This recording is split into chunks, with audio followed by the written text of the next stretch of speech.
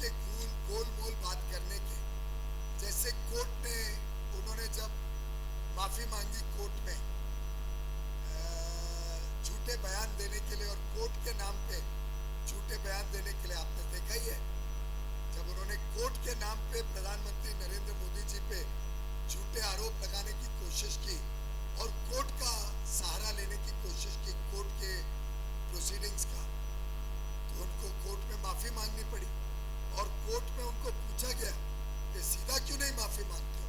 22 पन्ने क्यों लगते हैं आपको माफी मांगने के लिए, गोलमोल क्यों बात करते हो।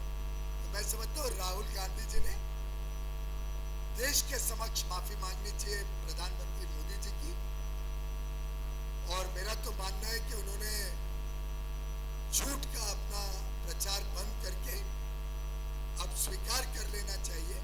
कि आज प्रधानमंत्री नरेंद्र मोदी देश के सर्वोत्तम लोकप्रिय नेता हैं। आप ही के बनारस के प्रधानमंत्री नरेंद्र मोदी जो आपके सांसद हैं, वो आज विश्व स्तरीय नेता और जिन्होंने भारत का नाम विश्व में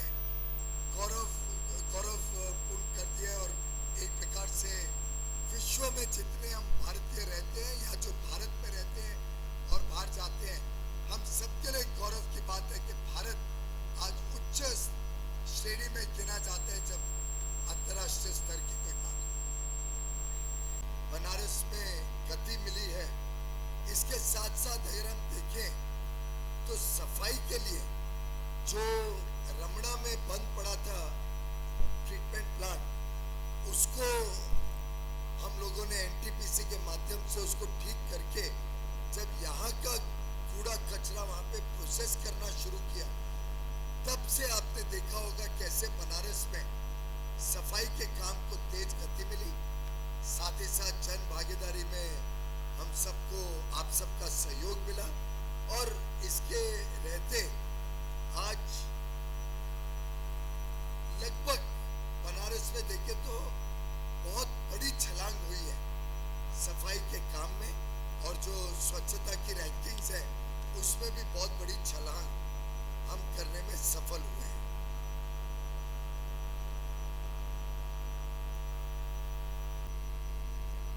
राहुल गांधी जी समय समय पे झूठे बातें रखते हैं और फिर कोर्ट में जाके माफी मांगते हैं। तो जो व्यक्ति झूठ के आधार पर राजनीति करे, जो व्यक्ति के ऊपर इतने सारे संदेह हो, जिसका आज तक कोई खुलासा नहीं हुआ है, कुछ स्पष्टीकरण नहीं हुआ है, जो आज तक ये नहीं बता पा रहे कि वो ब्रिटिश सिटीजन है या भारतीय सिटीजन है, और दोहरी सिटीजनशिप तो भारत के संविधान में अलाउड ही नहीं है,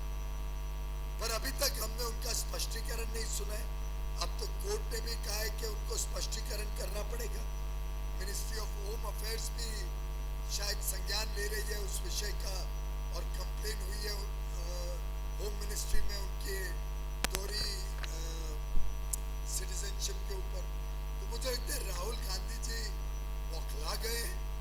पूरी तरीके से उनके सामने उनकी हार नजर आ रही है, और ऐसे में उनके बयानों की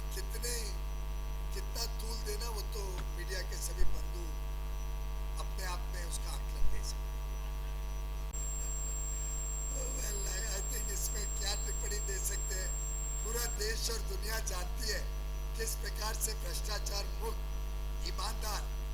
और जनता जनहित और देश हित की सरकार माननीय प्रधानमंत्री जी ने चलाई है। किस प्रकार से जो लोगों ने कांग्रेस के इतने वर्षों के शासन में देश के बैंकों को लूटा, देश के खजाने को लूटा, कैसे पहले गांधी परिवार के प्रधानमंत्री कहा करते थे कि 100 रुपए भेजता हूं तो 85 रुपए तो भ्रष्टाचार दलाल और पिछोले ले जाते, और अधिकांश तो वो कांग्रेस ही हुआ करते थे। उस सब को रोक करके एक ईमानदार सरकार जिस व्यक्ति ने चलाई है, उसके सामने मैं समझता हूँ इस प्रकार के ओछे बयानों से तो कोई विचलित होने नहीं। एनटीपीसी से किया था वो करसड़ा में था। रेलवे मंत्री का विभाग मुझे बाद में मिला, उसके रहते कुछ प्रमुख अंश जो किए गए थे उसमें आपने मंडवाड़ी स्टेशन का सौंदर्यीकरण तो सभी ने देखा, सभी ने महसूस किया। इसके साथ साथ अब बनारस का स्टेशन भी अपग्रेड किया जा रहा है। 3 लिफ्ट बन रहे हैं, 9 एस्केलेटर लग रहे हैं उसमें, air condition waiting room, CCTV camera और 500 किलोवाट का सोलर प्लांट भी वहाँ पे लगा के उसको सेल्फ सफिशिएंट और ग्रीन स्टेशन बनाने का काम किया जा रहा है। इसी के साथ साथ बनारस शहर का स्टेशन में भी नए बुकिंग काउंटर लग रहे हैं, नई लाइटिंग हो रही है और प्लेटफॉर्म शेल्टर को बड़ा किया जा रहा है। एक बहुत बड़ा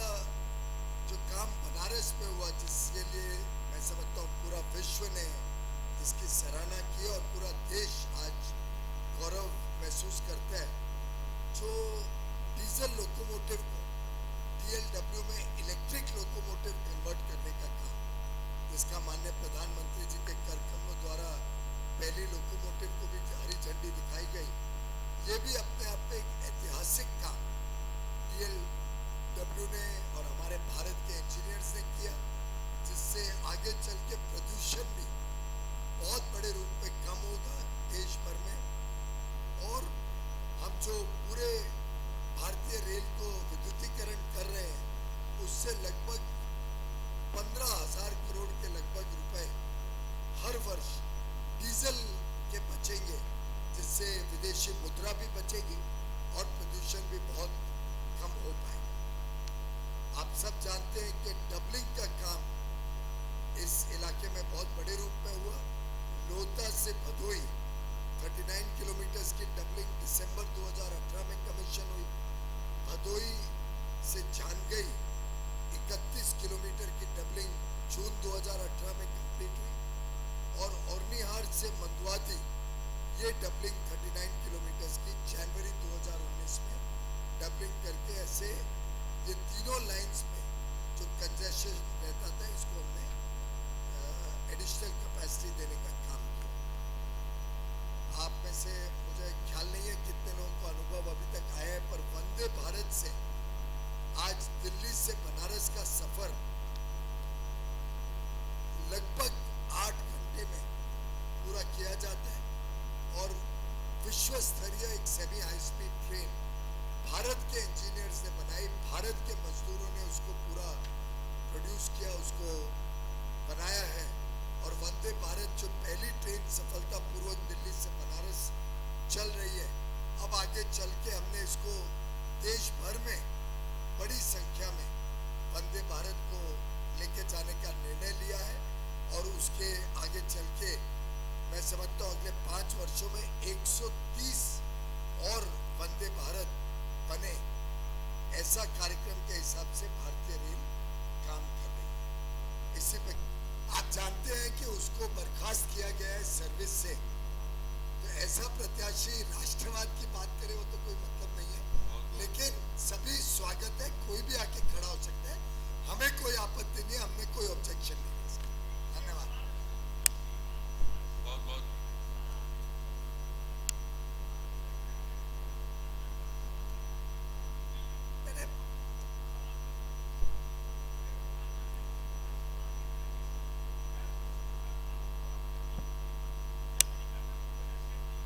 मुझे नहीं लगता कि किसी प्रकार से हमारे प्रत्याशियों को प्रभावित कर पाएंगे, हमारी विजय को कुछ प्रभावित कर पाएंगे। आज प्रधानमंत्री नरेंद्र मोदी जी की लोकप्रियता घर घर जन जन तक और हर एक के दिल में ऐसी बैठी है कि मैं समझता हूँ कि एक तरफा विजय पूरे पूर्वांचल